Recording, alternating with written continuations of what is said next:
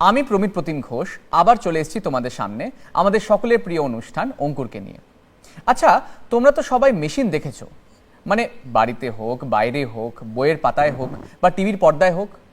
আরে টিভি তো নিজেই একটা মেশিন, কিন্তু আমি এমন একটা মেশিনের কথা বলছি যেটা সবসময় আমাদের সাথেই থাকে, আমাদের সাথেই চলে। এমন মেশিনের নাম জানো?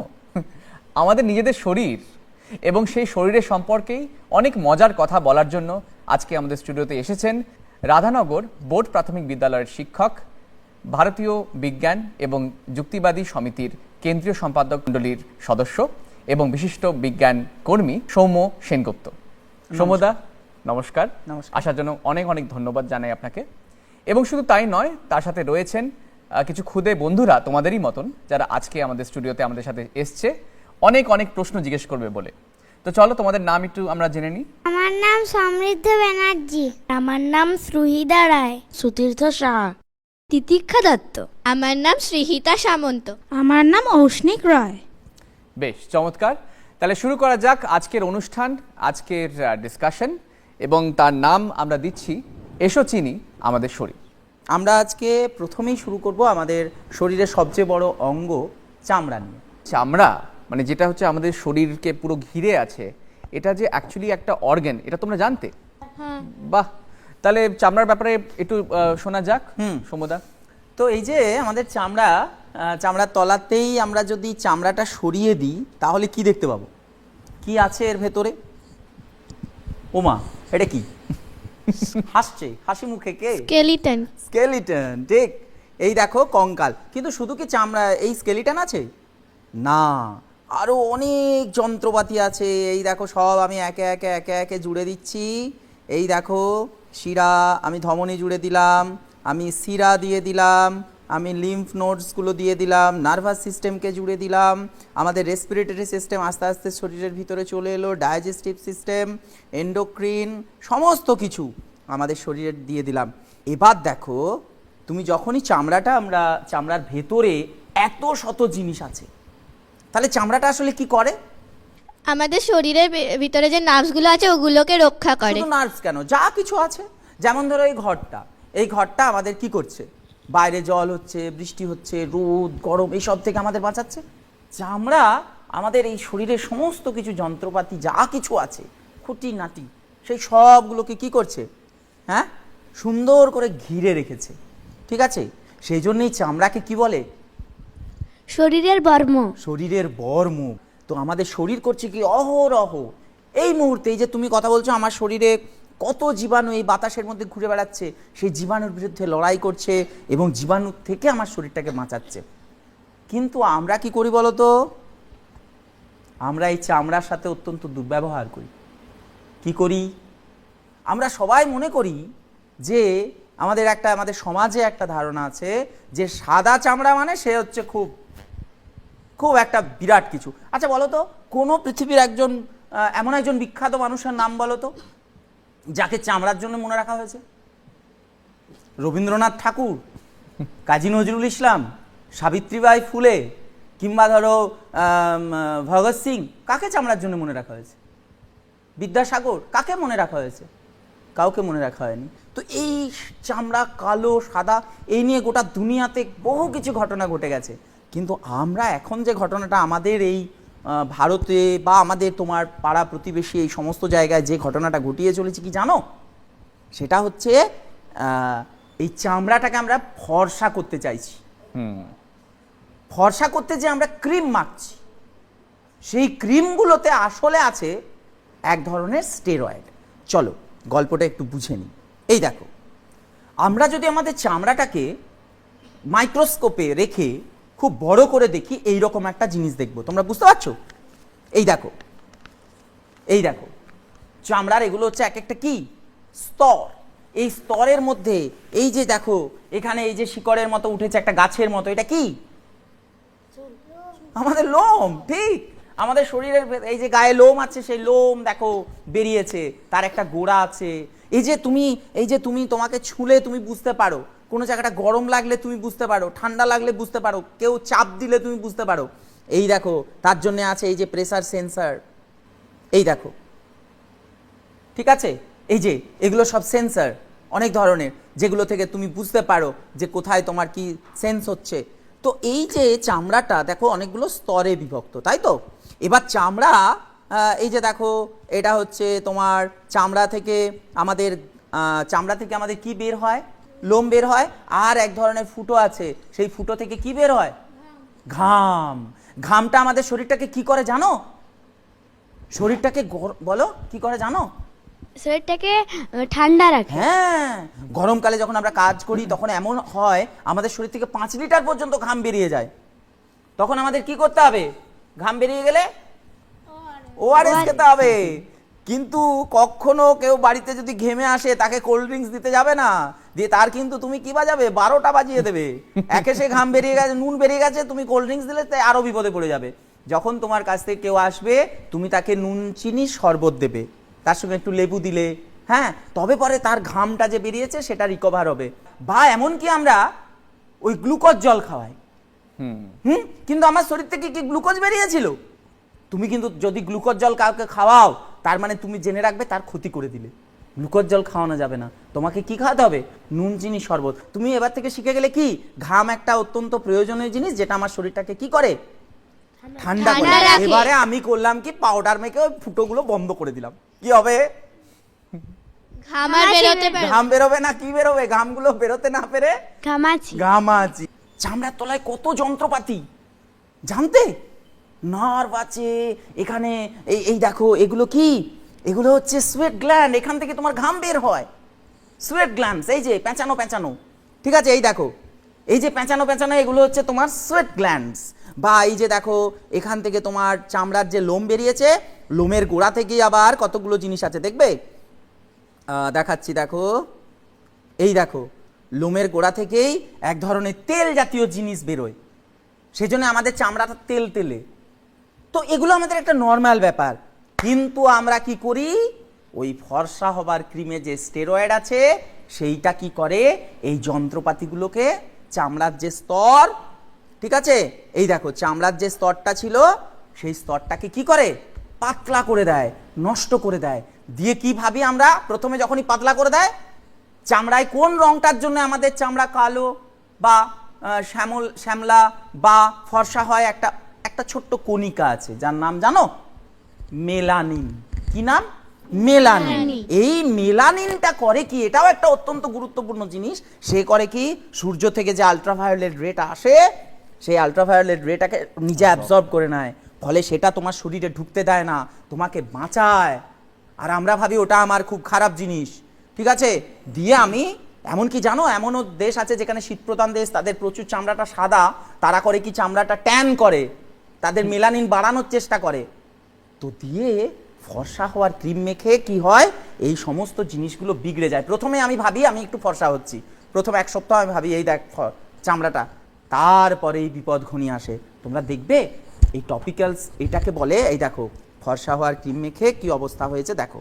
ফর্সা হওয়ার ক্রিম মেখে এদের বিপদটা তুমি কি হয়েছে দেখো। চামড়া যে আমাদের শরীরে রোগ জীবাণুর থেকে আমাদের রক্ষা করছিল, সেই জায়গাটা সে পুরো ভেঙে গুঁড়িয়ে যাবে এবং তার এরকম বিপত্তি আসবে। তার মানে আমাদের যে চামড়া আমরা বাবা মার সূত্রে পেয়েছি, অর্থাৎ প্রকৃতিগতভাবে পেয়েছি, দ্যাটস দ্য বেস্ট। সেটাকে কখনো কি করা চলবে না, সেটা নিয়ে কোনো হেলাফেলা করা চলবে না। তাহলে চামড়া ভালো রাখতে গেলে আমরা কি করব? খাওয়া দাওয়ার খেতে হবে, জল খেতে হবে, ঠিক আছে? আর চামড়ার রং পাল্টানোর একেবারেই চেষ্টা করা কি চলবে না, ঠিক আছে? তাহলে বুঝে গেলাম। চলো, আচ্ছা এই যে তোমরা দেখছো এই যে চামড়ার তলায় এত সব যন্ত্রপাতি, তো এই তারগুলো কিসের গো? এটা কি গো? এটা, হ্যাঁ, এটা হচ্ছে লালা গ্রন্থি, ঠিক আছে? আমাদের মুখ দিয়ে সব সময় লালা বের হয়, আমরা যখন খাবার খাই তখন লালা বের হয়, সেগুলো আমাদের মুখের মধ্যে যায় এই ধরনের পাইপ দিয়ে। তো এই সব দেখো কত ধরনের যন্ত্রপাতি আমাদের শরীরের মধ্যে রয়েছে, আমাদের এগুলোকে কি করতে হবে? সুন্দর করে বুঝতে হবে, জানতে হবে। তো লালা গ্রন্থি, মনে করো এখনই ঠিক করা হলো যে তোমাদের সবাইকে বেশ ফুচকা টুচকা খাওয়ানো হবে, টক টক ঝাল ঝাল, হ্যাঁ, তার সঙ্গে কার মুখে জল এলো? এই দেখো, ভালো খাবারের কথা শুনেই আমাদের মুখ দিয়ে জল এলো। তার মানে এই কথা শুনেও আমার লালা থেকে লালা নিঃসরণ হয়। এবার বলো তো, আমাদের শরীরের সবচেয়ে গুরুত্বপূর্ণ অঙ্গ, এই দেখো এটা কি? স্কাল। স্কালের তলায় কে আছে? ব্রেন এই দেখো, তার ভেতরে আরেকটা স্তর আমি সরিয়ে দিচ্ছি, আরো একটা স্তর পাচ্ছি আমি সরিয়ে দিচ্ছি। এই দেখো, এটা কি? ব্রেন এটাই হচ্ছে ব্রেন। এই যে তুমি চিন্তা করছো, ভাবছো, দেখছো, রেগে যাচ্ছ, কষ্ট পাচ্ছ, দুঃখ পাচ্ছ, তোমার রাগ হচ্ছে, যন্ত্রণা হচ্ছে, এই সব কিছুর জন্য কে দায়ী? Brain brain. এই ব্রেনের বিভিন্ন জায়গায় খুঁটিনাটি ঘটনা অহরহ ঘটে চলেছে, ঠিক আছে? আর এই ব্রেনে আমাদের সমস্ত কাজকে, আমাদের শরীরটাকে কন্ট্রোল করে। তাহলে দেখো, আমাদের বাড়ির মধ্যে সবচেয়ে যেটা ইম্পর্টেন্ট জিনিস, তোমার বাড়িতে যেটা সবচেয়ে ইম্পর্টেন্ট জিনিস, কোনো ডকুমেন্ট হতে পারে, একটা গহনা হতে পারে, কোথায় রাখেন বাবা মা? তোমার ঘরের মধ্যে যেটা সবচেয়ে নিরাপদ জায়গা, ধরো আলমারি, আলমারির ভিতরে আরেকটা ঘর, তারপরে আরেকটা ঘর, তারপরে আরেকটা বাক্স রেখেছে। এবার দেখো, আমাদের শরীরের সবচেয়ে গুরুত্বপূর্ণ জায়গাটা ওরকম একটা ভালো জায়গায় রাখা আছে। কিন্তু আমরা কি করি? যখন গাড়ি চালাই, হেলমেট না পরে যাই, হেলমেট না পরে যে ধাক্কা লাগলো ব্রেনে। জেনে রাখো, তোমার দুটো কান আছে, একটা কান যদি আমার কুচুক করে কেটে যায়, আমার কোনো চিন্তা নেই, আমি বেঁচে থাকবো।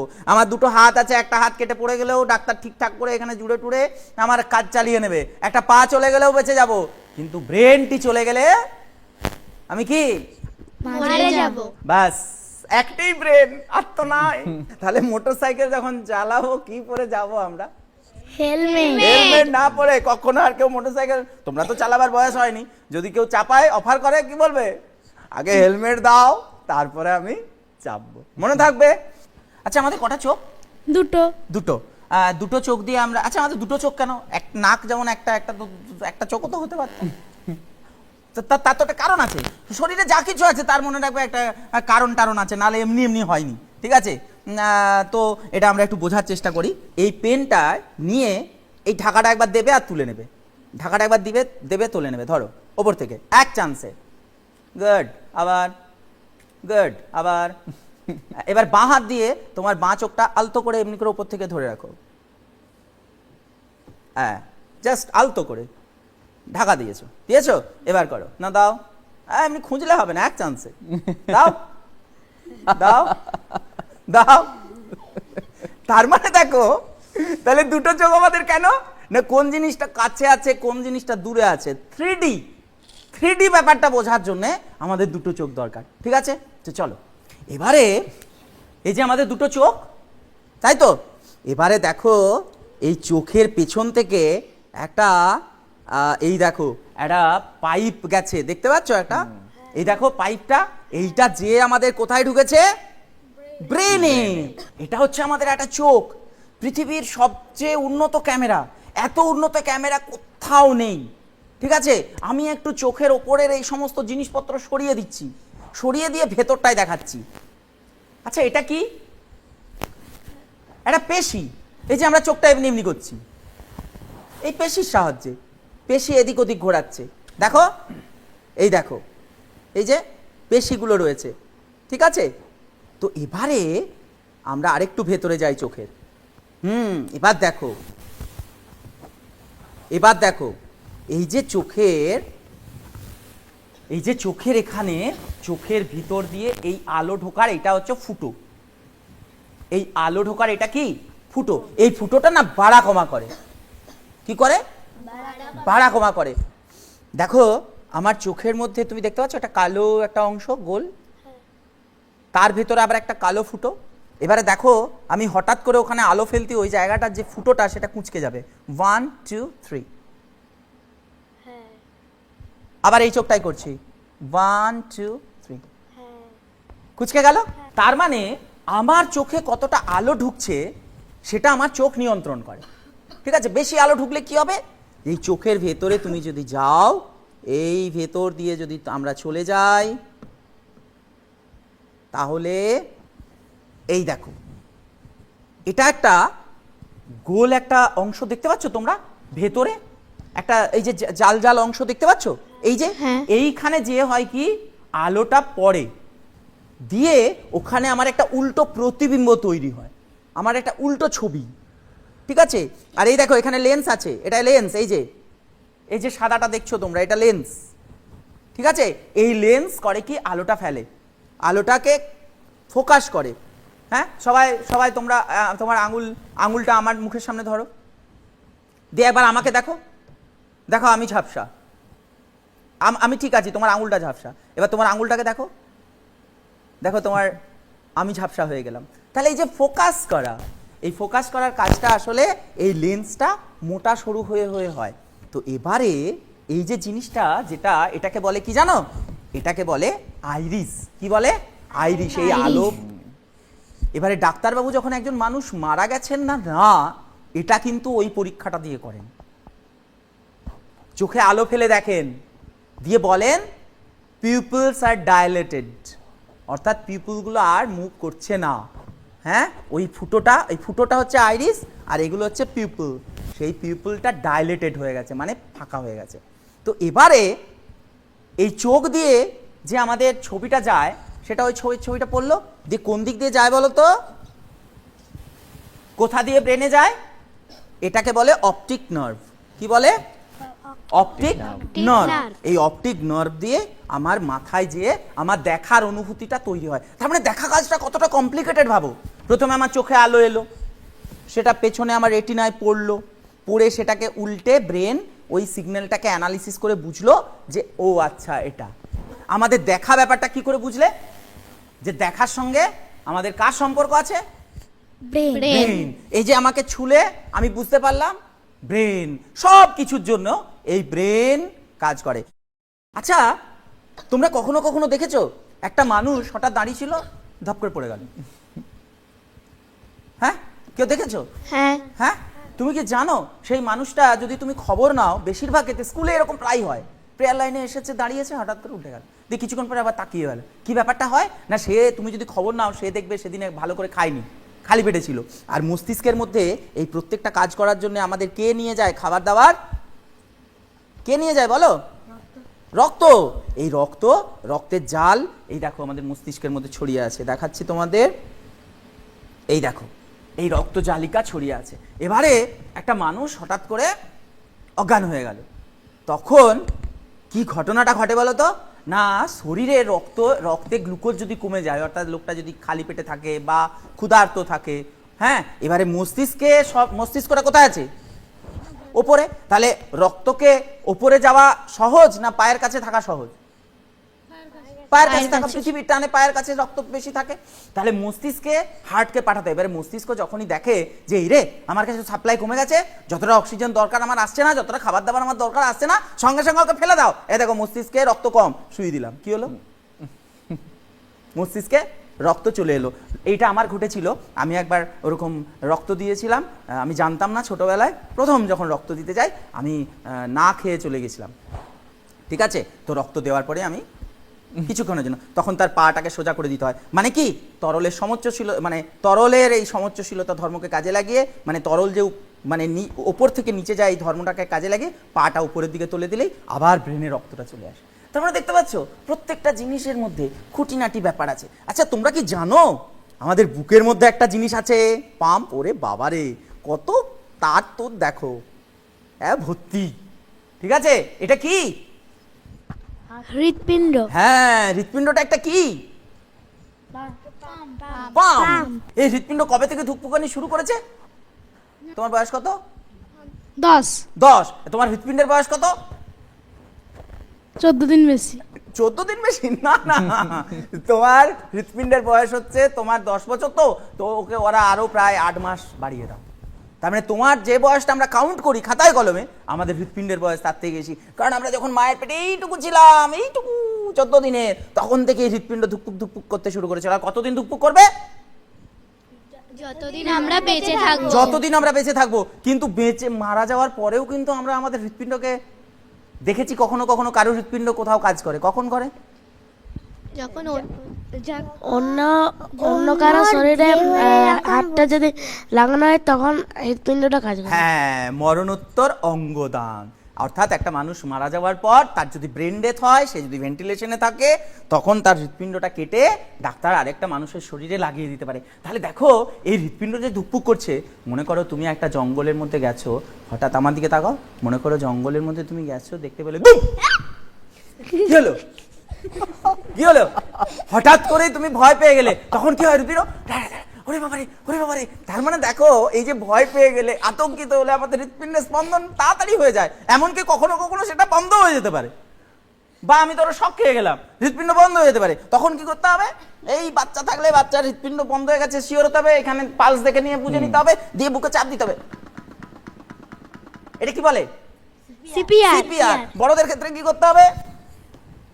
এরকম করে এই এই এই এই এই এই এইভাবে আমাকে চাপ দিতে হবে, দিয়ে হৃৎপিণ্ডটাকে আমি আবার কি করতে পারি?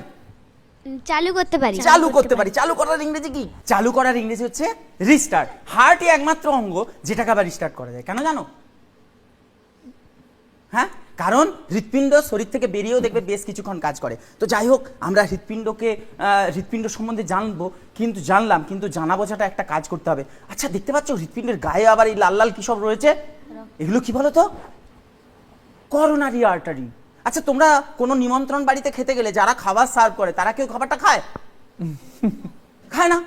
তারা খায় না, তারা খেতে দেয়, তাদেরকে আলাদা করে খেতে দিতে হয়, বা বাড়ির লোক তাকে আলাদা করে নিমন্ত্রণ করেন যে তুমি খাও। ঠিক সেরকম হার্ট রক্তকে পাম্প করে। উমা, চলো একবার ভেতরটা দেখে নিই। এই দেখো হৃৎপিণ্ডের ভেতরে, এই দেখো ভালভ, এটা হচ্ছে ভালভ। এই যে কতগুলো ভালভ দেখো, দেখতে পাচ্ছ? ও রক্তকে একটা নির্দিষ্ট জায়গা থেকে আরেকটা নির্দিষ্ট জায়গায়, একটা চেম্বার থেকে আরেকটা চেম্বারে নিয়ে যাওয়ার কাজ এই ভালভ আমাদের করে চলেছে। তো আস্তে আস্তে আমাদের এই শরীরের গল্পগুলো জানতে হবে, বুঝতে হবে। এই যে হৃৎপিণ্ড যে এই পাইপ দিয়ে রক্তটা যায়, জানো তো আমরা মাঝে মাঝে করি কি, এই হৃৎপিণ্ডের পাইপটা বন্ধ করে দেওয়ার ব্যবস্থা করি, যাতে আর হৃৎপিণ্ডটা না খেতে পেয়ে মরে যায় তাড়াতাড়ি। কি করে বলো তো? ওই যে বিভিন্ন ধরনের চকলেট, ফাস্ট ফুড, ভাজা ভাজা খাবার, আমি বাড়িতে কেউ গেলেও একবারে ভেজে একটা করলা ভাজা করে দিলাম, পটল ভাজা, আলু ভাজা, এই ভাজা টাজা খেয়ে খেয়ে খেয়ে খেয়ে ছোটবেলা থেকে আমাদের রক্তের মধ্যে, তোমরা দেখবে এই দেখো, এই হচ্ছে আমাদের রক্তনালী। এই রক্তনালীর মধ্যে এই দেখো, এগুলো হচ্ছে লোহিত রক্তকণিকা। এরা আমাদের শরীরে প্রত্যেকটা কোষে কোষে অক্সিজেন নিয়ে যায়, কোষ থেকে কার্বন ডাইঅক্সাইড নিয়ে আসে। তো আমরা করি কি, এই রক্তের নালীর মধ্যে চ্যাটচ্যাটে জিনিস ঢুকিয়ে দেয়। কি করে বলো তো? ওই যে বললাম। তো এইটা হয়ে কি হয়, হৃৎপিণ্ডে এই পাইপগুলো কখনো কখনো আস্তে আস্তে বুজে যায়। বুজে গেলে কি হয়, সেই জায়গায় রক্তটা, যে জায়গায় হৃৎপিণ্ডকে খাবারটা পৌঁছচ্ছিল, সেই জায়গার পেশিগুলো না খেতে পেয়ে মরে যায়। সেটাই হচ্ছে কি? Heart attack. সেটাই হচ্ছে তখন হার্ট অ্যাটাক হয়ে যায়। এবং ওই জায়গার, মনে করো ওই যে এই জায়গার পেশিটা, এই যে ধরো এই যে করোনারি আর্টারি, এই অংশের পেশিটা ধরো না খেতে পেয়ে মরে গেল, তখনই আমার বুকে অত্যন্ত ব্যথা। ও বাবা রে, বুকে ব্যথা হলো। যদি আমি কোনো মতে বেঁচে যেতে পারি, মানে শরীর অনেক সময় আবার নতুন করে একটা রাস্তা তৈরি করে দেয়, কিন্তু বেশিরভাগ ক্ষেত্রে পারে না। তখন ওই জায়গার কোষগুলো না খেতে পেয়ে মরে যায়। আর মরে যাওয়া কোষ নিয়ে হৃৎপিণ্ড যদি পারে দুর্বল হয়ে চলে, আর না হলে কি হয়, সে মারা যায়। কিন্তু আমরা এটা আটকাতে পারি। তাহলে এখন থেকে কি কি করব? 3টে জিনিস মনে রাখতে হবে। প্রচুর ছোটাছুটি করতে হবে, দৌড়ঝাঁপ করতে হবে। দৌড়ঝাঁপ করলে হৃৎপিণ্ড কি হবে? বেশি কাজ করবে। বেশি কাজ করলে হৃৎপিণ্ড ভালো থাকে। শরীরের অঙ্গগুলোর এরকমই নিয়ম, তুমি যত বেশি কাজ করাবে সে তত বেশি ভালো থাকবে। স্বাস্থ্যকর খাবার খেতে হবে। কোনটা স্বাস্থ্যকর খাবার? যেগুলো তোমার বাড়িতে বাবা মা রান্না করেন, সেই খাবারগুলো স্বাস্থ্যকর। আর কিন্তু সেগুলোকে না ভেজে খেতে হবে, যতদূর সম্ভব কম ভেজে ভেজে খেতে হবে, বিনা তেলে ভেজে মানে রান্না বান্না করতে হবে ইত্যাদি। এই করে কিন্তু আমরা ভালো থাকতে পারি। কারণ হৃৎপিণ্ড আমাদের কটা? একটাই আমাদের হৃৎপিণ্ড। এটি কিন্তু খুব একটা নয় যে তুমি বাজার থেকে 4-5টা এনে এটা খারাপ হলো আর এটা পাল্টিয়ে লাগিয়ে দেওয়া হবে কি, ঠিক আছে? তাহলে এইভাবে আমাদের কি এই জিনিসগুলোকে বুঝতে হবে। আর সব শেষে বলো তো, হৃৎপিণ্ডের পাশেই 2টো জিনিস আছে, এগুলো কি? এই দেখো, এই লাংস গুলো আমার, এর মধ্যে কি আছে? ছোট ছোট বেলুন আছে। তোমরা দেখবে বেলুন দুটো, এই দেখো, ফুসফুসের মধ্যে এরকম ছোট ছোট বেলুন আছে। এই বেলুনের মধ্যে অক্সিজেন, বাতাস আমরা টেনে নিই। অক্সিজেন কি হয়, এই বেলুন দিয়ে রক্তে মেশে দিয়ে সেটা চলে যায় আমাদের হৃৎপিণ্ডে। হৃৎপিণ্ড সেটাকে রক্তের মাধ্যমে সারা শরীরে ছড়িয়ে দেয়। আবার সারা শরীর থেকে কার্বন ডাইঅক্সাইড নিয়ে এসে, এবারে এই যে ফুসফুসটা আমাদের বাড়া কমা হয়, এই যে আমি এটা এমনি করছি, এটা কার জন্য করতে পারছি জানো? এই দেখো, এই পেশিটা দেখতে পেয়েছো? এই পেশিটা বুকের খাঁচার তলাতেই আছে, এর নাম ডায়াফ্রাম। এই দেখো ফুসফুস কিভাবে কাজ করে দেখো। মনে করো এটা ডায়াফ্রাম পেশি। ডায়াফ্রাম পেশিটা আমি দেখো বেলুনটাকে দুভাবে ফোলাতে পারি। ফুললো, এটা মনে করো ফুসফুস, ফুললো। আবার দেখো আমি অন্যভাবে ফোলাচ্ছি, আমি ডায়াফ্রাম পেশিটাকে নামিয়ে আমি এখানে একটা নেগেটিভ প্রেসার তৈরি করছি, ঋণাত্মক চাপ তৈরি করছি। কি চাপ? ঋণাত্মক চাপ। এই দেখো, দেখতে পাচ্ছ? হ্যাঁ, এই যে আমি শ্বাস নিচ্ছি, এবারে যখন আমাকে কালাত সাপে কামড়ায় আমার এই পেশি কাজ করা বন্ধ করে দেয়, কারণ এই নার্ভাস সিস্টেমটাকে ড্যামেজ করে দেয় রক্ত, এই ওই কালাত সাপের বিষটা। তখন কি হয়, আমার এই পেশি কাজ করে না, ফলে তখন আমাকে বাইরে থেকে ভেন্টিলেশন দিতে হয়, অর্থাৎ চিকিৎসায় দেরি হলে তখন বাইরে থেকে ফুসফুসে বাতাস ঢুকে দিতে হয়, একটা যন্ত্র লাগিয়ে দিতে হয়, সেই যন্ত্রটা। অসাধারণ। বন্ধুরা, আজকের অনুষ্ঠান এখানেই শেষ হলো, কিন্তু বুঝতে পারছো তো আমি যে কথাটা একদম তোমাদের শুরুতে বলার চেষ্টা করছিলাম, যে এমন কমপ্লেক্স মেশিন, এত অদ্ভুত মেশিন, এত বড় মেশিন তোমরা কিন্তু আর এই দুনিয়াতে আর অন্য কোনো মেশিনে তুমি দেখতে পারবে না, যেটা আমাদের শরীরের মধ্যে আছে। সৌম্যবাবু, অনেক ধন্যবাদ আপনাকে এত বিশ্লেষণ করে সব কিছু বোঝানোর জন্য, এবং তোমাদেরকেও জানাই থ্যাঙ্কস আজকে এখানে আসার জন্য। আশা করি তোমরা সবাই এনজয় করেছো, আমাদের দর্শক বন্ধুরাও এনজয় করেছে। তোমরা সবাই ভালো থাকবে, সুস্থ থাকবে, আবার দেখা হবে অঙ্কুরে।